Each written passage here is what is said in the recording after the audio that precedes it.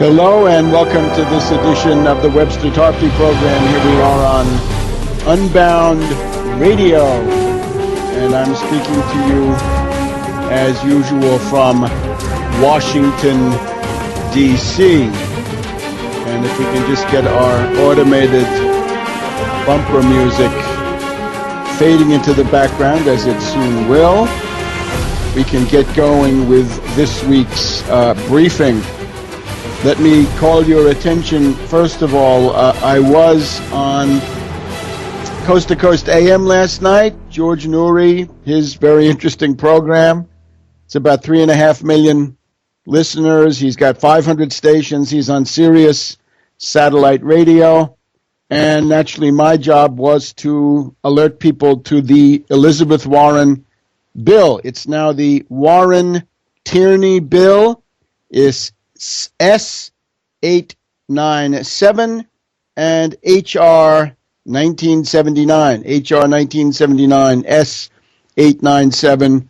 Warren Tierney. Co-sponsor is now Congressman John Tierney from Lynn, Salem, Nahant, Massachusetts. It's the district right directly north of Boston. Does it include Newburyport? We'll take a look at that. So this is moving along, and again, the main question right now, the question that is dividing those who are morally and intellectually and politically viable from those who are not, is their ability to see the potential represented by this bill, and above all, use it for the immediate result, to cut student loans to 0.75% interest rate, tremendous boon to the millennials who otherwise are going to be crushed. They're going to have their lives brought to a halt, and that is a terrible thing. It also establishes the principle that the Federal Reserve has to pay. Bernanke has to finance these student loans. That is a cornucopia of cheap credit, 0% credit, 100-year credit. We need it to start a recovery because the federal budget, the Treasury, is overloaded. It cannot be relied on to meet the entire credit needs of the United States. That's just absurd. And, of course, the zombie banks are focused on their own survival. They absorb resources. They don't do anything for the economy. So that leaves the Federal Reserve. Make Ben pay. Make Ben Bernanke cough up the money. And if you do that, you're going to take pressure off the Treasury. You're going to avoid the necessity of borrowing money. You will not have to have tax increases for whatever comes out of the Fed. Because remember, they can manufacture money out of nothing. And it's right that they do it because that is the credit-creating power of the United States of America. And in spite of all the naysayers and the nervous Nellies and the people who are running down the country, this is still the most viable economic entity. When you say the U.S. is bankrupt, you'd have to say bankrupt compared to what? And look around. The comparisons are generally not good. But let's look at the Warren-Tierney bill. On the plus side, we have co-sponsors in the Senate. We have Senator Begich of Alaska. We have Senator Boxer of California.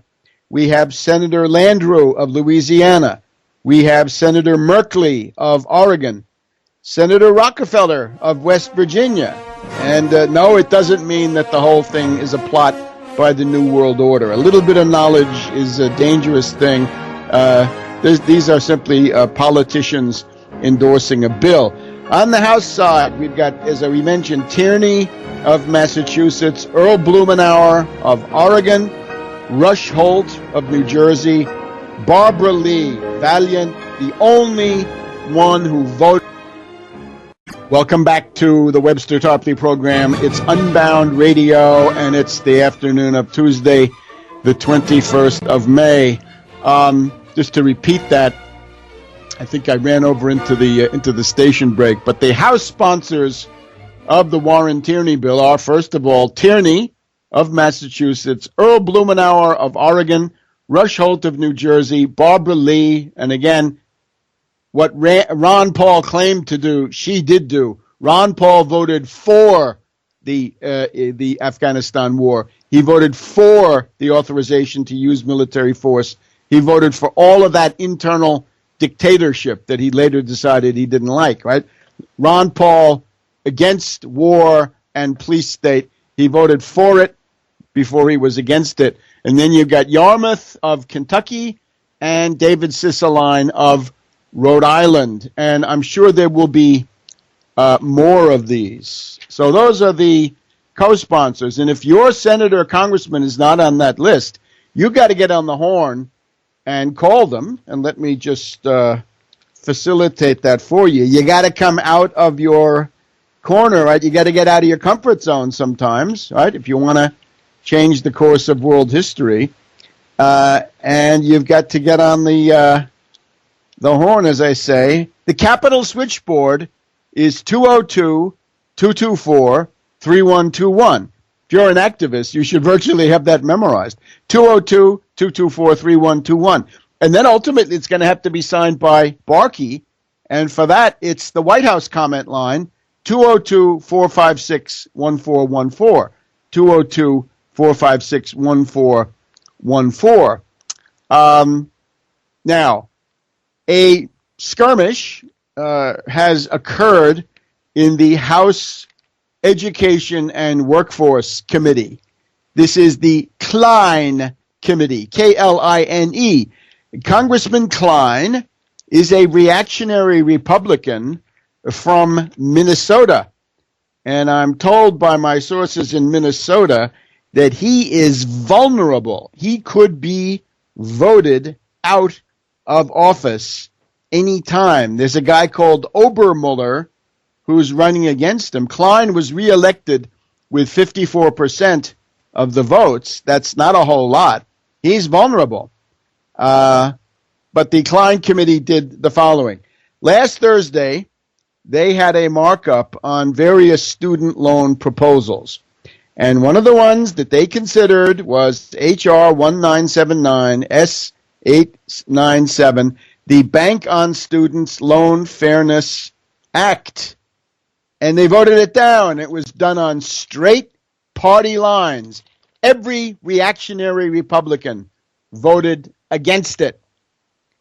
I'm reminded of the old headline in the New York Post. You can read about this in Surviving the Cataclysm, a good source for all of this stuff.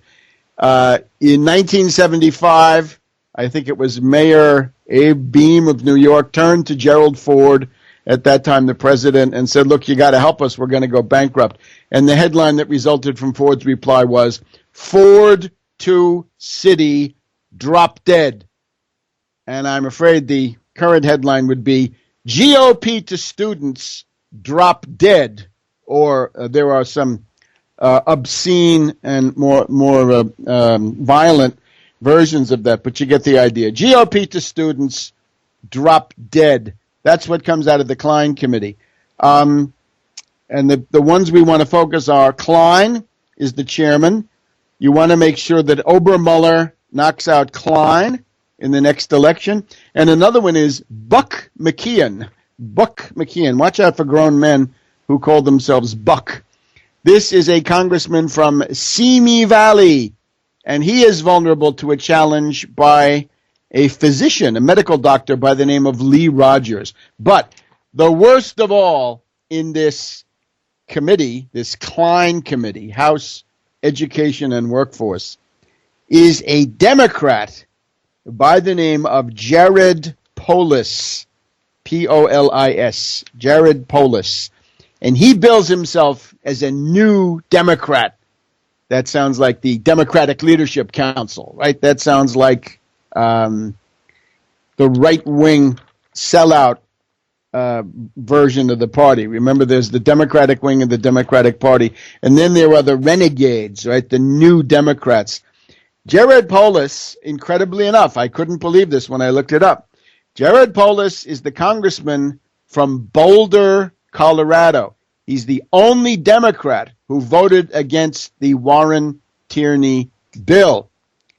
Jared Polis represents Boulder, Colorado. Why is this amazing? because that's the University of Colorado at Boulder. So these should be left liberals. They should be left oligarchs in some cases, fine. But certainly they would be highly interested. All those students and faculty and graduate students and all these people in Boulder, Colorado, highly interested in the Warren-Tierney bill. I would venture to say that a primary challenge to Jared Polis is already in the works. It should be, and the United Front Against Austerity, which is represented, we have people on the ground in that district right now. We will do whatever we can to make sure that this guy is primaried. But nevertheless, that will be for the future. Right now, we're left with the question of what comes next. Well, first of all, it's not the end of the world. This is just the House committee. And wait till you hear what they voted up.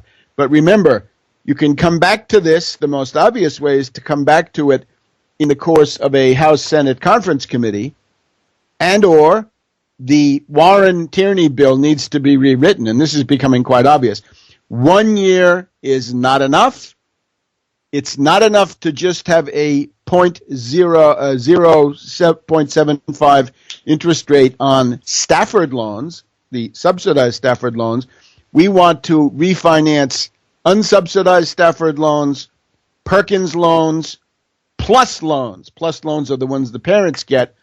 The consolidation loans, where it's refinancing of previously contracted debt. And then there are the private loans, right? Sallie Mae is now a private entity, and they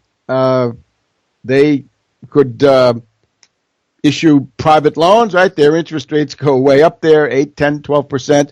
So all of that has to be refinanced. So the goal of this ought to be to refinance as much of the $1 trillion of student loan debt as possible. And that should be imperative. And there's this other technicality in the bill that the bill as written indeed specifies that the money to pay for these cheap student loans comes from the discount window of the Federal Reserve, but it says this is paid for out of the earnings of the Federal Reserve, right? Something like 60, 70, 80 billion dollars per year. That's not enough. Make it just the inherent credit creating, the normal sort of general revenue, the general fund of the Federal Reserve. So this is where we're left right now. Now, wait till you hear what this committee voted up, the Klein Committee, right, on a strict party line vote, except for old Jared Polis, the renegade, whose career I hope will come to a rapid end as he's voted out of office. Here's the Republican bill now. Now, just remember, every percentage point is, if it's $1 trillion, right? Every percentage point of interest, since it's 1,000 billion, 10% of that would be 100 billion, and every percentage point is therefore $1 billion of interest gouged out of the millennials, their parents, and older people who have also gone back to school for degrees. So here's what the GOP says. They want to have it market-based, and they want it to be a floating rate. A floating rate. Isn't that wonderful? Haven't we had such a wonderful experience with floating rate mortgages where it balloons up, and floating rate derivatives? One of the advantages of the United States compared to Britain is that in the United States, when you buy a mortgage, let's say, you lock in an interest rate. You know what you're going to have to pay. In Britain, those poor guys have to expect that the interest rate will go up and down according to the market. And we found out what the market is, right? The LIBOR cartel, the illegal conspiracy and restraint of trade of 17 or so zombie banks fixed the LIBOR rate so they can fix the amount you have to pay on a mortgage. So anyway, the Republicans say they want to take the yield on a 10-year T-note, 10-year Treasury note, plus 2.5%. Well, right now the yield on a 10-year Treasury security is about 2%. So they're talking about 4.5% interest. Well, right now it's 3.4%, and they say, no, we're going to put it at 4.5%, but that can go up. And most people would expect, I think, that at some point in the future it will go up, if left to itself anyway, simply because right now the rate is historically quite low. So the Republicans then helpfully say, we'll cap it at 8.5%. Well, 8.5%. If the current rate is 3.4% on a Stafford loan and then it doubles to 6.8%, the Republican bill is worse than doing nothing because they would allow it to go all the way up to 8.5%. Now that's a subsidized Stafford loan. How about a plus loan? The plus loan for the Republicans is the 10-year T-note rate plus 4.5%. And again, since that's about 2% on the T-note, 6.5% interest right away. Now that's I think significantly worse than what it would be otherwise. And then they helpfully say, well, we'll cap it at 10.5%. 10.5% of $1 trillion, right, is 100 billion plus of interest that's going to be gouged out of the American people. All right, so that's the Republican bill.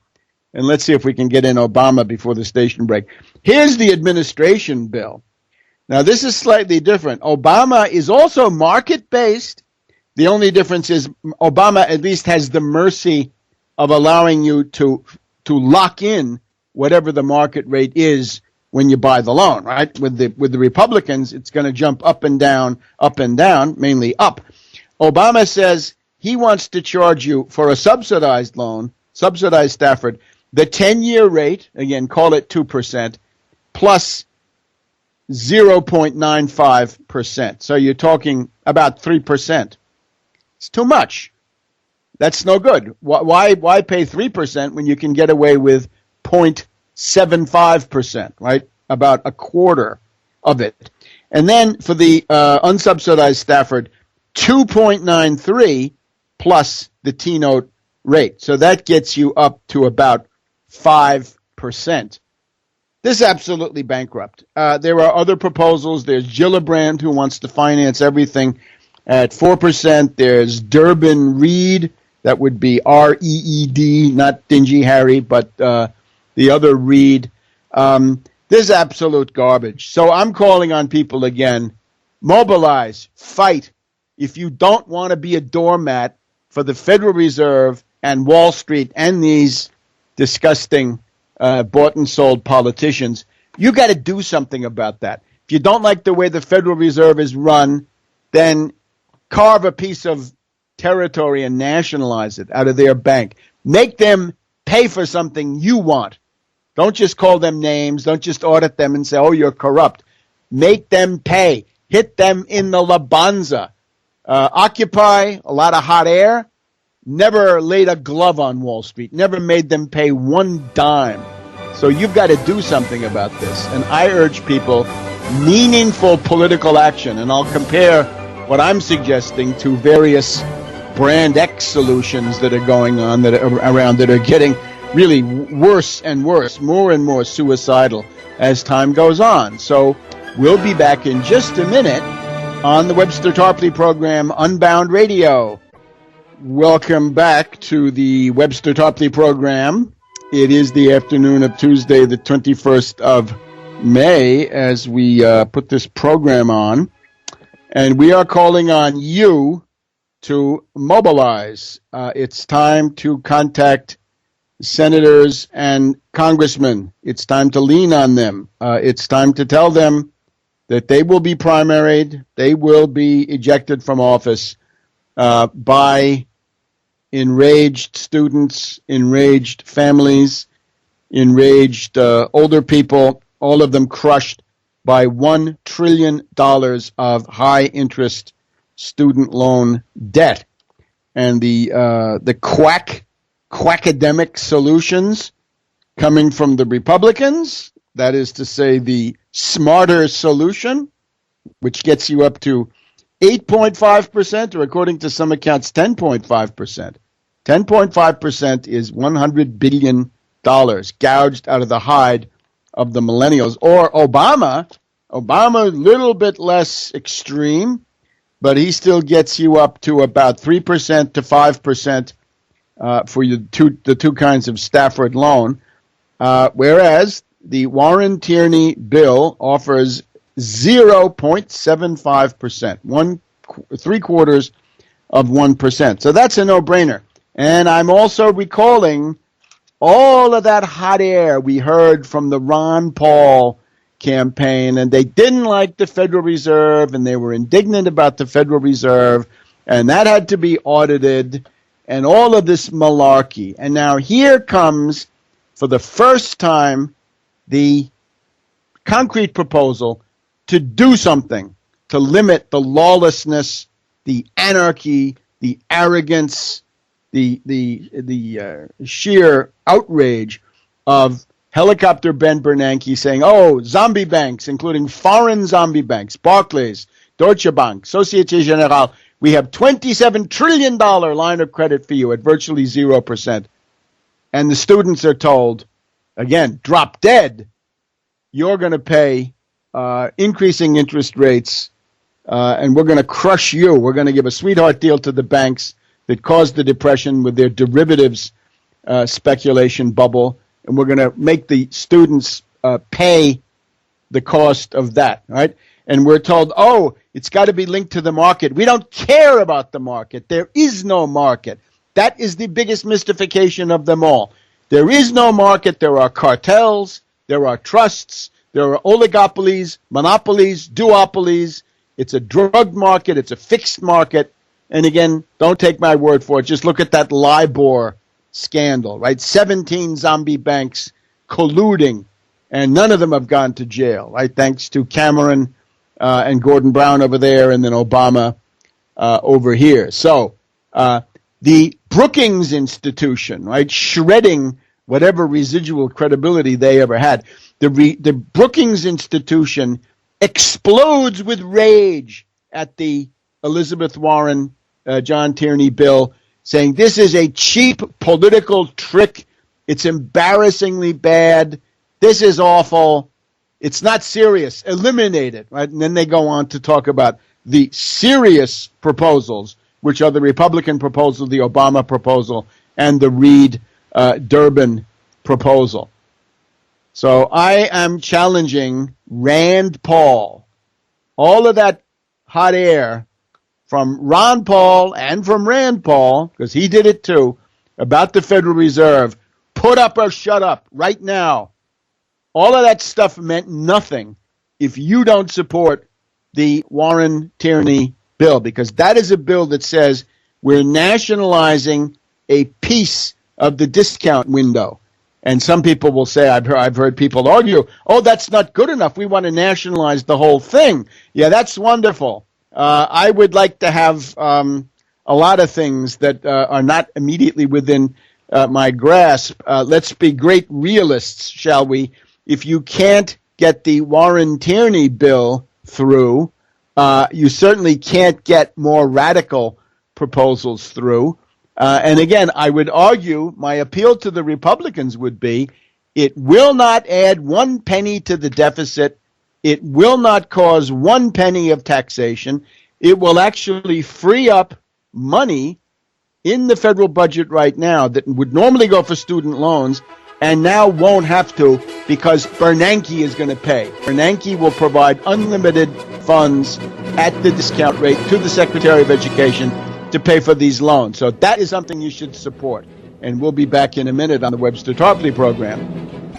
Welcome back to the Webster Tarpley program here on Unbound Radio. So take a look at Tarpley.net, Tarpley.net. Keep up with Webster G. Tarpley Twitter feed. And let me repeat it, it's Tarpley.net. That's my website, and Webster G. Tarpley Twitter feed. And if you look right now, you'll see yesterday's intervention I did on Coast to Coast AM with George Noory. The first hour, it's more like 40 minutes after he's done his introductory part. A couple of phone calls, but mainly getting out the word and challenging people. If you're not willing to help yourself, then you're lost. And it's just that simple. We need the intellectual, moral, and political viability to mobilize on something real. You can't sit in the corner with your survivalist food stocks, your gold, your gun, and imagine that you've done something. This is absolutely ridiculous. Such people will essentially be swept aside by the historical process. What I'm offering is a form of meaningful action. This is not information. It's a method. It's a method of analysis and a method of thinking. It's a philosophical or epistemological method, but it's also a method of action, and these are inseparable. If you don't like the world financier oligarchy, the question then is, what are you going to do? Call them names, or are you going to do something about it? Can you whittle away any of their power? Can you chip away at their power and add to your own? Pose the question of power, and this means political organizing, rational, programmatic, and that's what I'm recommending. Radical reform, a programmatic orientation. Obviously, you need program, you need an organization, you need leadership. You can't pretend there are no leaders, but they've got to be capable, qualified, and responsible, and they got to be upfront about what they're doing.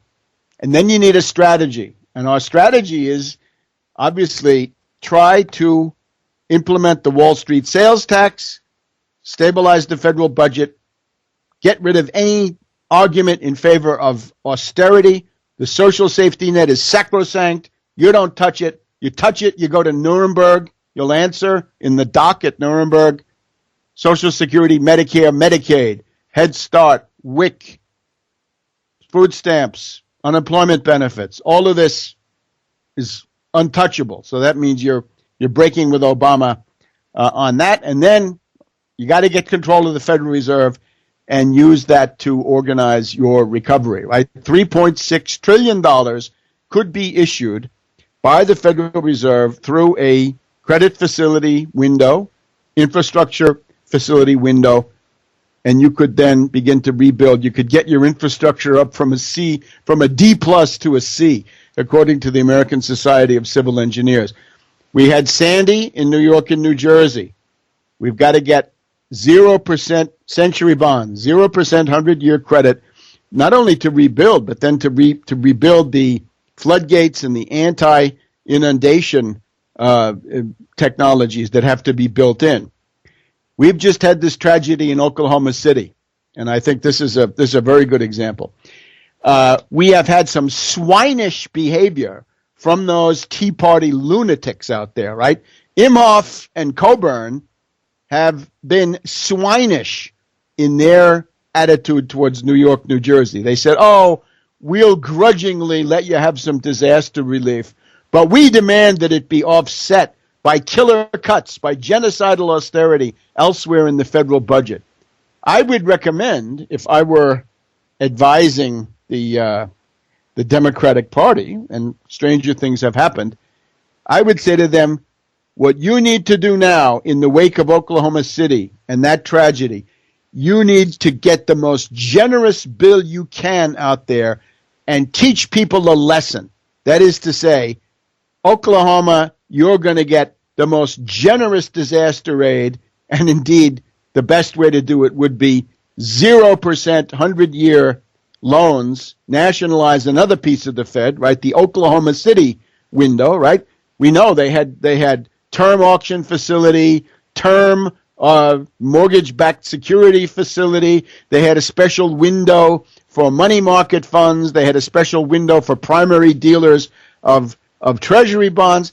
Let's have a Sandy, New York, New Jersey window. Let's have an Oklahoma City tornado window, and make it generous. And don't waste 1 minute on finding offsets in the budget. You can say, your elected representatives Imhoff and Coburn were swine when it came to paying for the necessary aid, and it was stingy enough for New York, New Jersey. We are going to show you what a concept of nationalism means. Nationalism means that we need Oklahoma. We've got to have a viable Oklahoma, a viable energy economy, and that the country is concerned about an important part of the whole. So go out of your way to make that a generous package. Don't retaliate. Don't try to pay those voters out there in Oklahoma in their own coin. Don't do that, because that is exactly the same small-minded, anti-national, sectional, stingy, penny-wise, pound-foolish stuff. Make it a generous proposal, and then take that from there. You will have shown people. Let Imhoff and Coburn vote against the aid package for their own state, because they'll say, "We're sorry, Oklahoma, but you've got dead that you're mourning. You're trying to clean up after this, but we will not approve," say Imhoff and Coburn, "a generous aid package to you without regard to offsets, because it violates the Austrian school and it violates our Milton Friedman crackpot lunatic theory of economics." So the nation takes care of all. It's a community of destiny, but it intends to promote the general welfare. Oklahoma is part of the general welfare. So one thing is get the Federal Reserve to cough up. So there are competing models of political activity. The one that I'm recommending has worked best in Europe, of course, in Greece with Syriza. They went from 4% to 27% of the vote. That's the best result that anybody has gotten in the Depression. There are other models, certainly. One of them is breaking apart before your eyes. The Beppe Grillo 5-star movement in Italy, that is a personality cult primarily based on anti-government ideology, not so much anti-bank, anti-government, demonization of political officials, and, of course, endlessly losing itself, as one TV commentator said. Italy has 3 million unemployed, and the jerks of the Beppe Grillo movement are fighting about 200 euros of receipts or such items. So personality cults based on anti-politician demonization, no good. Another model, let's scapegoat some group responsible for the Depression. Let's scapegoat foreigners. Let's scapegoat immigration. So this is the United Kingdom Independence Party. We've just had Grillo endorsing Farage, right? Farage, the City of London stockbroker who runs this UK Independence Party, unfortunately getting a lot of publicity on Russia Today, a very, very bad choice.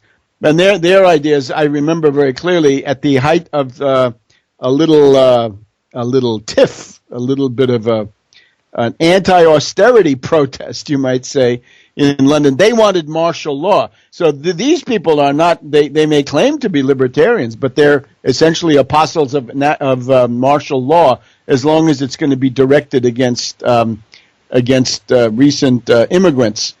And then, of course, there's the right-wing anarchist rage routine. I'm afraid Kokesh has fallen into this gun fetishism and anarchist rage.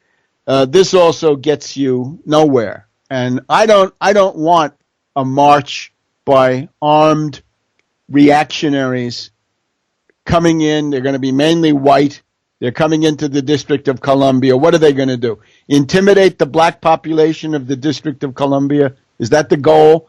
Intimidate the United States government? Is that the goal? Put the Congress under pressure? You go back to French history, right? The Stavisky affair and then the riots in February of 1934. A whole bunch of proto-fascist, monarchist, extreme reactionary organizations the Action Française of Marat, French Action, the Camelot du Roi of Colonel de la Roque, monarchist organization.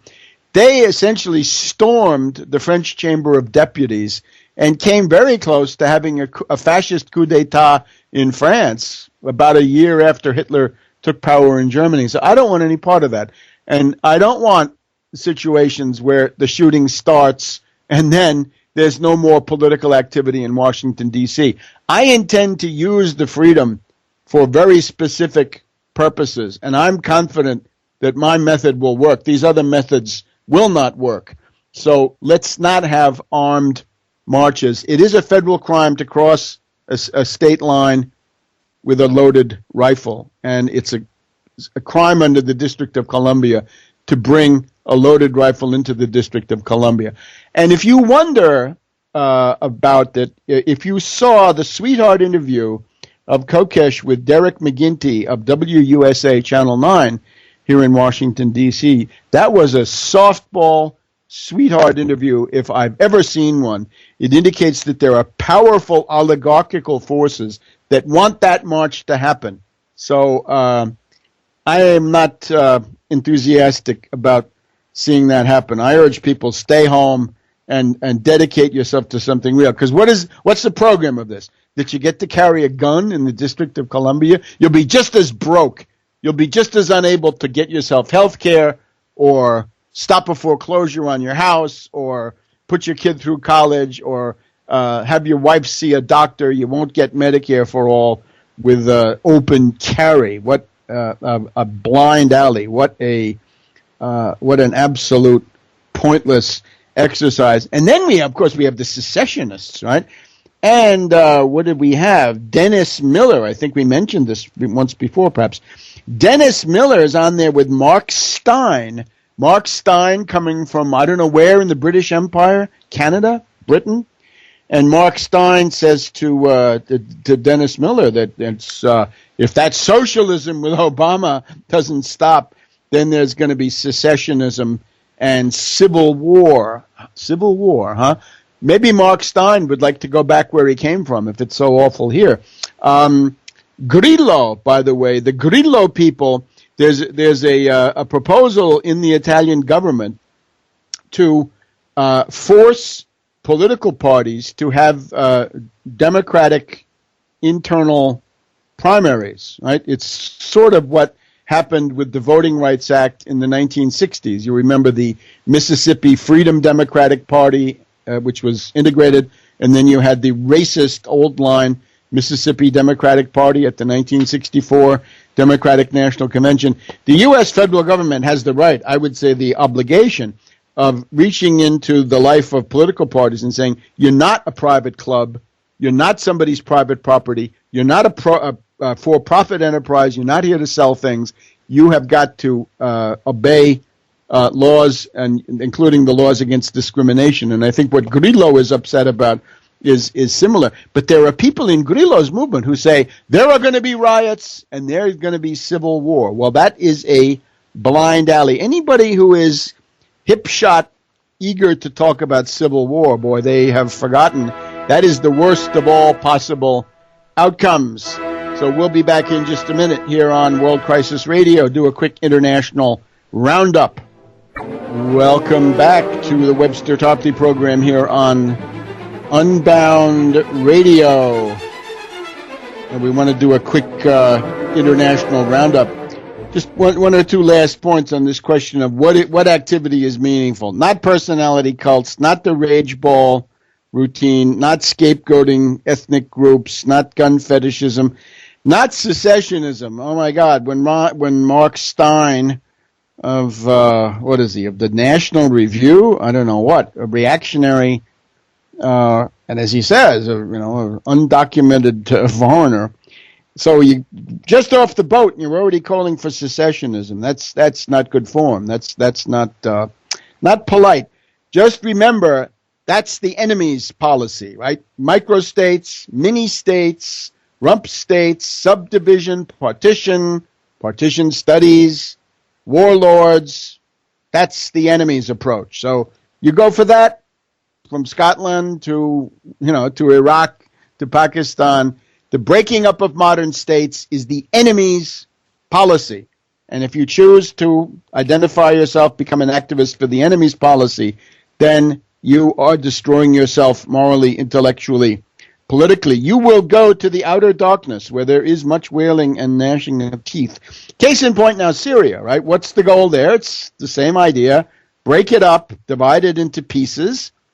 We have two meetings this week of the death squads. There's one in Madrid going on now, and there's one in Istanbul a little bit later on. The death squads are in big trouble, and this, I think, is an important question, right? The city of Qusair, Qusayr, Qusair, the transliteration of Arabic, always a difficult proposition, but it looks like a combination of Hezbollah coming in from the Mediterranean coast side and the Syrian army coming in from the land side is crushing. They've got the death squads encircled, right? It's a battle of encirclement and a battle of annihilation, and a lot of those death squad volunteers are not going to make it out of there. And I think that is not the worst possible outcome. You'll know that the rebels are in big trouble when the British and French foreign ministers immediately say, it's time for humanitarian ceasefire, and they try to run in there and try to interpose themselves, as they did in Sri Lanka a couple of years ago, right? Miliband and Kushner, to try to defend their own terrorist forces. So once that happens, the supply line for the rebels coming in from the Mediterranean through the Hariri networks in northern Lebanon, going into Syria, that will be cut, and it will be then in the hands of the Syrian army and Hezbollah, and then they'll be driven out of Homs, driven out of Hama. They'll be driven up into the north. They'll become a kind of an enclave along the Turkish border, if they're lucky, but they're wearing out their welcome there. Remember, what have these rebels done lately? Well, they kidnapped a whole bunch of UN peacekeepers from the Philippines. It's the second time they did that. They kidnapped 2 Christian bishops. They have been accused by Carla Del Ponte of the United Nations of using chemical weapons. The bomb that went off in southern Turkey is widely blamed on the Nusra Front. They have been filmed perpetrating cannibalism, unheard of. They have been fighting among themselves. 2 death squads had a pitched battle over there in Aleppo. The Syrian army is shooting back at the Israelis, but Assad is certainly correct to say you can't make peace with the bunch of death squads, even if you thought you could and you wanted to. You can't, because they are simply a completely anarchic group. Then we got Al-Qaeda of Iraq coming in. They're supposedly even more bloodthirsty, more atrocities, more war crimes than the Nusra brigade. So JFK, I don't mean the real JFK, I mean John Forbes Kerry. How can he support this? Now, the other thing is the Russian behavior is exemplary. I've been making fun of the boiling frogs for saying there's a backdoor dirty deal between Putin and Obama to sell out the Syrians. It looks like just the opposite from where I'm sitting. I don't know. John Forbes Kerry kept waiting for 3 hours by Putin. Another former U.S. top official, Firestone, held at the Moscow airport for 17 hours and roughed up. One CIA agent arrested, the whole thing done on television. The name of the CIA resident has been revealed. It's a crisis for LaRouche. Will he support Putin and maintain his cover, or will he blow his cover and come out supporting the CIA? We'll be looking in on that one. The Yakonsk missiles, powerful anti-ship missiles supplied by Russia to Syria. The S-300P, one of the best surface-to-air missile systems in the world, being supplied by Russia to Syria. The Russian fleet from all over the world, Pacific, Northern, Baltic, elsewhere. The Mediterranean squadron is there, and the Russians are demanding that Iran and Assad be at the Geneva Conference. So, doesn't look like a betrayal. No backdoor deal as far as I can see. Back next week on the Webster Tarpley program. See you then.